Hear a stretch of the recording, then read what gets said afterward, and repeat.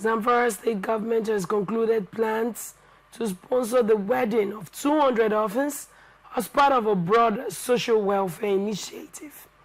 The ceremony will hold on November 23rd at the Zakat and Endowment Board headquarters in Gaza. Executive Secretary of the board, Malam Habibu Balarabe, said all beneficiaries were thoroughly screened ahead of the event. He added that the program aims to ease hardship among the state's most vulnerable residents. Alongside the mass wedding, 200 women running small-scale businesses will receive financial support to strengthen their livelihoods. Another 100 women who completed a 3-week poultry training will be given starter packs. Balaribe disclosed that the board has arranged to settle selected death cases in Sharia courts and correctional centers. This, he said, is to help individuals unable to pay fines or outstanding obligations. He added that some orphans who recently concluded computer literacy training will receive equipment to help them start basic digital enterprises. The initiative is part of the government's wider efforts to expand social support across Zamfara state.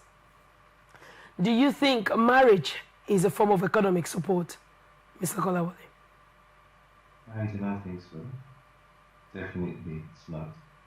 Why do you think the orphans, 200 orphans, being given out for marriage is a need at this time with the economic realities in Nigeria?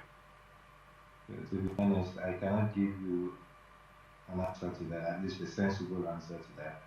And it's just sad that a government, because I'd like to think it didn't just come up with that himself, right? I think that the government, a group of people will sit down and think this is the thing to do, right? And I mean, while you were reading the report, after going through it myself, the things that come after the whole, in quotes, marrying the orphans of were good ideas. For me, I feel a good initiative. You know, poetry, digital literacy, etc. and etc. Why do you have to put it as a what's the word to use now? A prerequisite? As a storm. Yeah, basically, prerequisite to the whole idea of the mass wedding. This is not the first time such a thing is happening, by the way.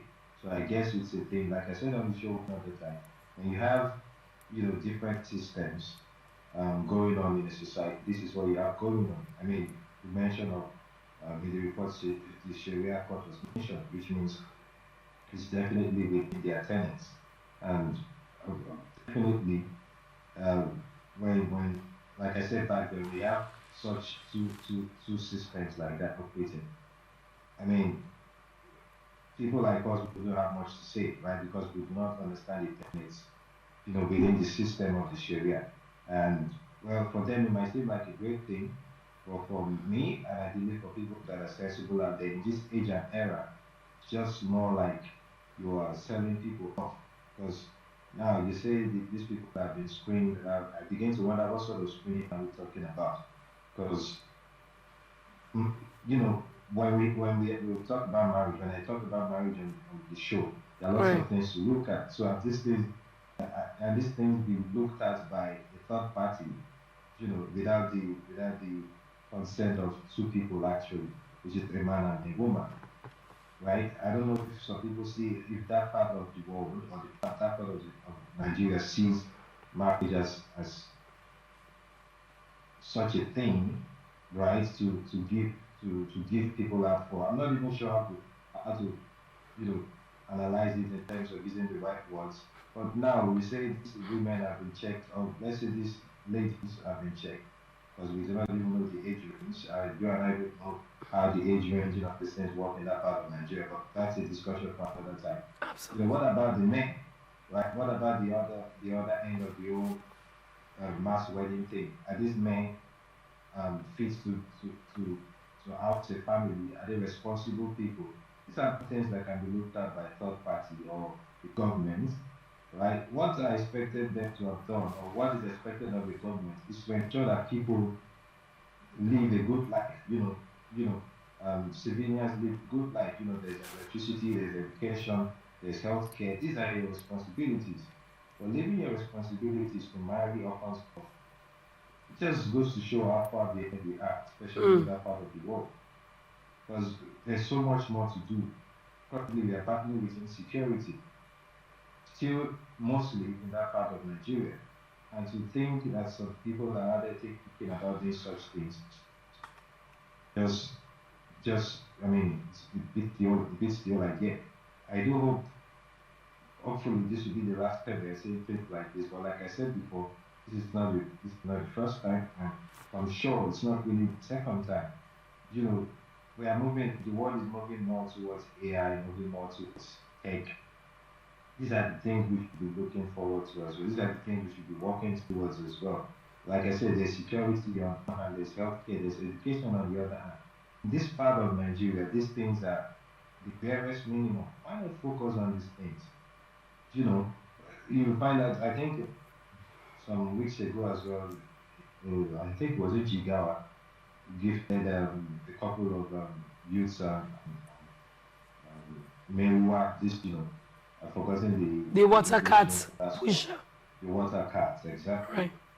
As an empowerment. I mean, it's just a sad thing to even analyze because some might say, oh, maybe they're not so literate enough. Why not give them that power of literacy to be able to operate on a much more, grander scale than still subjecting them to little things like, water carting, for me, I feel like this is literally selling up women into marriages because I'm very sure not all of this, how many are they again? So 200, right? Right.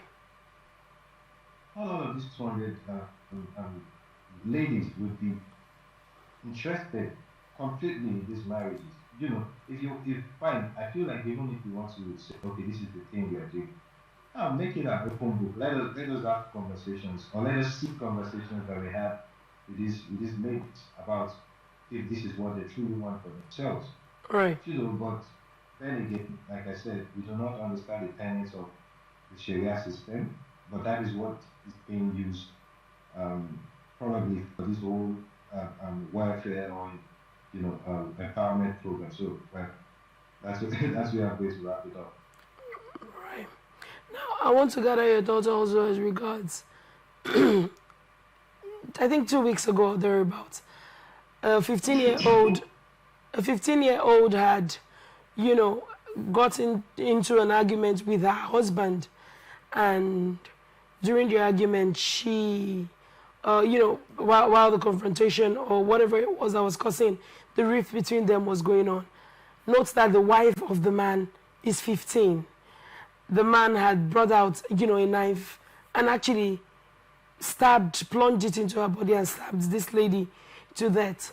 Now we have 200 people being given out to people because seemingly an orphan is technically the property of the government except they get adopted. Now these children or these girls were not adopted, so the government is their parent. So seemingly the government being the parent wants to give this, young girls out.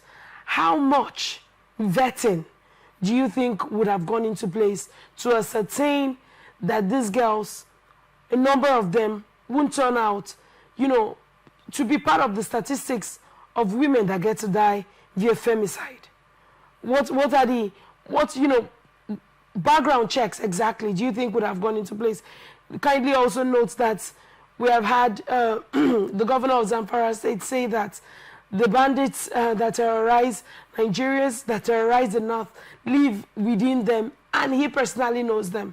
What are the ideologies? Where do we drag it off that some of these girls are not even going to end up with this scared, with these bandits, with these terrorists, as it were, that we see coming up day by day? I mean, I did touch on that briefly already. Like what checks have been done for the men that are supposedly supposed to marry these young ladies. It beats me. I fail to understand how this is a free and fair system or a system that favors anybody, if you ask me. Because if I'm in government or if I'm part of this government, the question will be how does this even favor the society? Don't get me wrong. Marriage is not bad, or weddings are not bad. These are good things. Pardon me, a short story. But the question is, how does this whole initiative of marrying off these orphans favor the society? For me, I don't see any good thing that comes out of it. I mean, the only good thing that from the report, the other few things that I mentioned afterwards are even the little good things. So why not, if you put, if you take these 200 orphans and you educate them, you know, in technical skills, computer skills, Oh, the government did say educational they have skills. given them those. But you Yeah, know, that's what I said. let's move it a little bit. I get you. Let's move it a little bit towards the south. In the south, many people are quite literate as regards digital systems. Some people have an idea as regards how to use digital tools. But then again, how many people have been able to get the jobs to take care of themselves, their families, their husbands, as it were? Maybe husband take care of wife, wife take care of husband, and children. Factor in the fact that when a marriage happens, of course, that is 200 extra people. Hopefully, depends on, you know, biology and nature, having more children in Zamfara State. Do you think that when you look at it holistically as a people, as a society, especially because when you come out from your house half the time, you see beggars on the road parading with little children, looking for, you know, for arms in use to taking care of, feed these little children. You have children running after you on the road to say, oh, I've not eaten. And the fact that crime has grown simply because children did not get the basic service of what they need to be more inclusive human beings and adults when they grow up, and many people fall to crime. Do you think that in the grand scheme of things, having 200 people, even having one child each, is a good thing for us right now as a people when you look at it holistically from the angle of family and childbirth? I mean, briefly, I touched about this. Maybe I didn't break it down properly.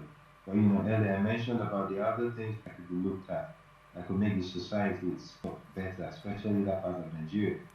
Education, the welfare of the citizens. You know, this includes, of course, jobs. Where it's not just about training them or giving them the skills and whatnot. Where are the jobs that these people can operate in? Where are the companies? Where are the infrastructures?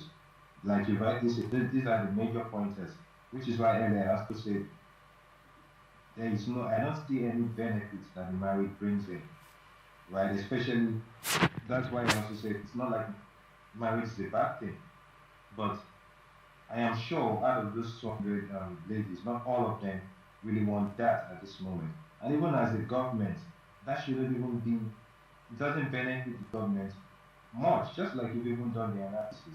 This is just going to be a cycle of more, because when they get married, of course, these people, there has to be reproduction, kids will come along, and there's um, more numbers. In as much as having more numbers is not a bad thing, the state of the state literally still remains the same. What I mean by that is the educational system is still poor, roads are still bad, healthcare is still poor, you know, there are no jobs and all that. Why not focus your energy on those things and focus on equipping these women to be able to work in those places, equip them so they can even, spread their wings and see where the wind will take them to, rather than keeping them stuck, with the concept of, marrying them off to other men that we do not know who and what these men are also doing. Which is why earlier I said this should have even been done much more openly, so the ladies can analyze that, okay, this is what I want to do with my life. Like Right. you rightly said, they are orphans, they never have parents. Literally, the government is the one setting all this up. So for them, I feel like for them, it seems like they really do not have options. And that is where the government is supposed to come and give these women options to live life.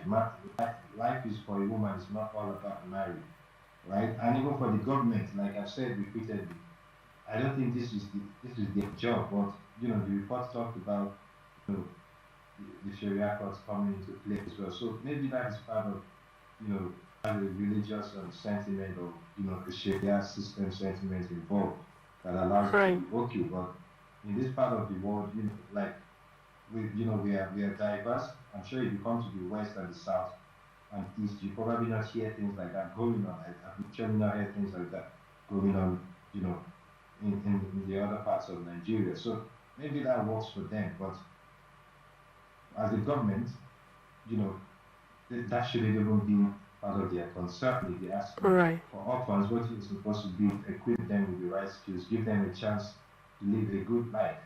And marrying them off does not equate to good life, if you ask me, because we do not know who these men are. Like you rightly said, these women will probably be seen as properties at the end of the day, because the government is literally giving them to men who you don't even know if they are ready. I mean, speaking from the men on the other hand, you don't know if they are even ready or if they are capable of having a family or catering for a family. So, I mean, it's just resources of wrong decision making from the government side.